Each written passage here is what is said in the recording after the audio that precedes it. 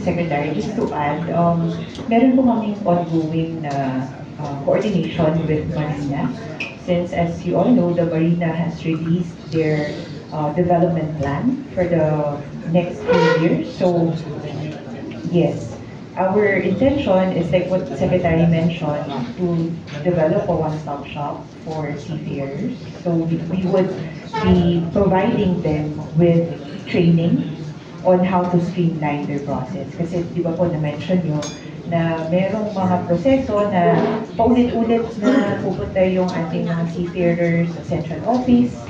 So, yung isa po sa mandato kasi ng ARTA is to empower our agencies. So, paano natin yung ginagawa? We train them on how to do streamlining. So, sila na mismo yung magmamapa ng proseso nila. Kung minsan po kasi, pag maraming ahensya na involved, kunwari doon sa seafarer, para lang makalabas sila, marami silang pagdadaanan na ahensya.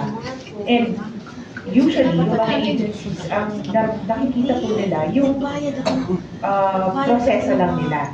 Pero pag pinagtabi-tabi yung mga yon with the other agencies, doon po natin makikita yung mga proseso na umuulit, requirements na umuulit.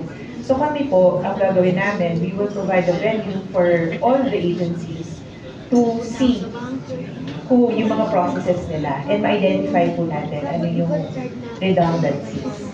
So, ganun po yung role ni ARTA. And like what the Secretary has mentioned, we also received some requests to also look into the shipbuilding industry because it's something that has a lot of potential for the Philippines.